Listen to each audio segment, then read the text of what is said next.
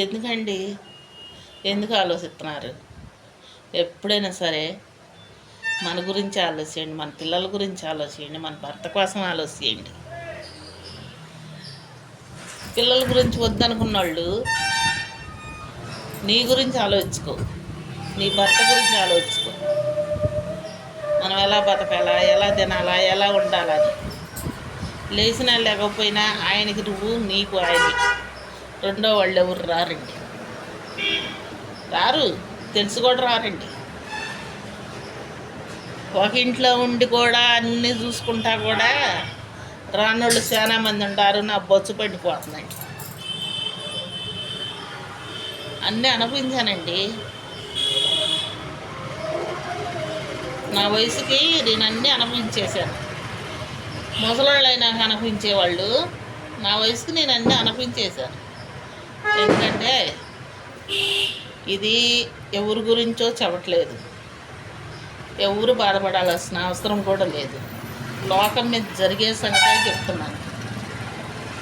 5 ఏళ్ళు ఒకలాగే ఉన్నాయా? లేవుగా. మేము పుట్టింది 5గురం.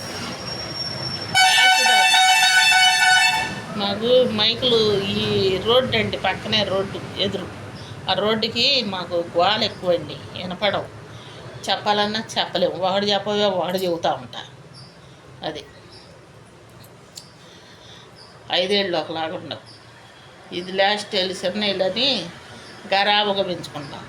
ఎందుకంటే వీళ్ళందరూ పెద్దవాళ్ళు అయిపోతారు, పెళ్ళిళ్ళు అయిపోతాయి. వాళ్ళ మీద బెమలు ఉండవు, చిన్నపిల్లల మీదే బెమ ఉంటుంది. అందుకని అలా పెరిగిన వాళ్ళు అందరూ ఎన్ని కష్టాలు పడుతున్నారు. సుఖం అనేది ఎరగట్లేదు. ఎప్పుడైనా సరే చిన్నోళ్ళు పెద్దోళ్ళు ఒకలాగే చూడండి. పాపం చిన్నోళ్ళని ప్రేమగా పెంచి పెంచి పెంచి ఒక 5 చేతిలో పెడితే వాళ్ళు కష్టాలు పడలేక అల్లాడిపోవాలయ్యా. వద్దయ్యా, అందరం ఒకలాగే చూడండి అయ్యా. మమతలు, ప్రేమలు వద్దు, ఉండవరకే ఉన్నాయండి.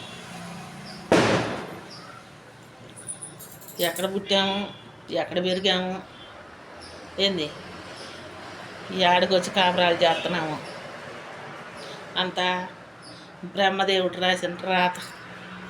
ఏం చేస్తున్నావు అట్లా. ఇంకా చెవుడికి ఏమైద్దో తెలీదు, నవ్వుతానే ఏమైద్దో తెలీదు, కూర్చొని పైకి లెగుతూనే ఏమైద్దో తెలీదు.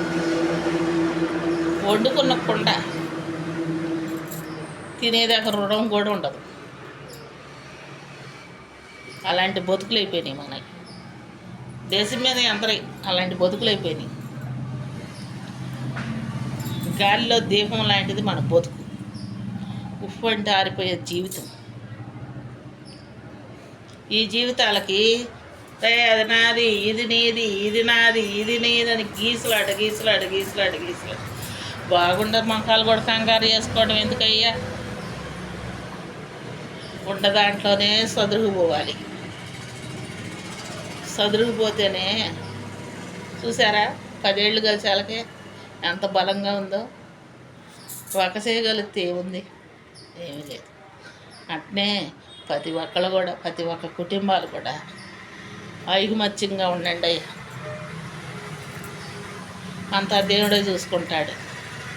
నవీన్ నాపచేనే బండిద్ది. కష్టాలు వచ్చినాయి, కన్నీళ్ళు వచ్చినాయి, అన్నీ వచ్చినాయి. ఆ భర్త, ఆ భార్య ఒకరికొకరు తుడుచుకోవటం, ఒకరికొకరు కౌగిలించుకోవటం. బాధల్లో, కష్టాల్లో, అన్నిట్లలో ఎవరు రారు. ఆ నెత్తి మీద నీడ ఉందని చెప్పు, ఆ నీడ కూడా లేదనుకోండి, మన మొహాన గంజి నీళ్ళు పోసే దిక్కు కూడా ఉంటుంది. కాబట్టి మనం తిరిగేటప్పుడే మన ప్రాణం పోతే బాగుంటుంది. మంచాన కంచాన అస్సలు పడకూడదు. ఈ రోజులను బట్టి మంచాన కంచాన అసలు పడకూడదు. కానీ అందరూ ఒకలాగే ఉంటారని మనం అనుకోకూడదండి.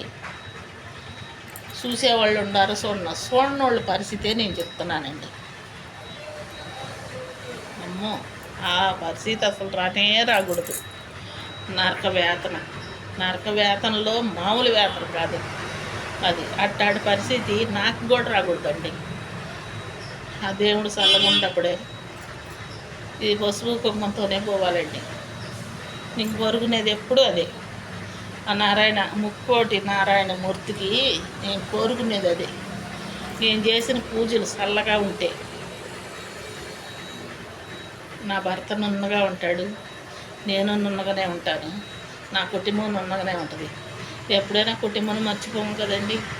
ఎంత తప్పుడోళ్ళమైనా సరే పిల్ల పాపలు బాగుండాలనే కోరుకుంటాం. ఏ తల్లి తండ్రి అయినా అదే కోరుకుంటారు. నువ్వు తప్పుడోడవు, నువ్వు చూడకు, నా బిడ్డలు బాగుండాలని తల్లి తండ్రి కోరుకుంటాను. అది మా స్థితి ఎప్పుడు వచ్చిద్దంటే, నీ కొడుకులకి పెళ్ళిళ్ళు కోడళ్ళు వచ్చి అల్లుళ్ళు వస్తారు చూడండి, అలాంటి స్థితిలో అప్పుడు గుర్తొస్తారు ఈ తల్లి తండ్రులు.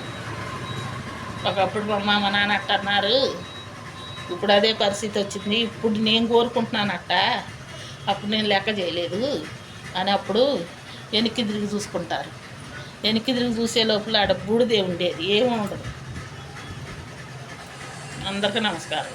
ఎవరిని ఉద్దేశించి అవ్వట్లేదు, దేశం మీద జరిగే సంగతే చెప్తున్నానండి. 4 మంచి మాటలు, మారేవాళ్ళు మారతారని, అంతకు మించింది ఏమీ లేదు.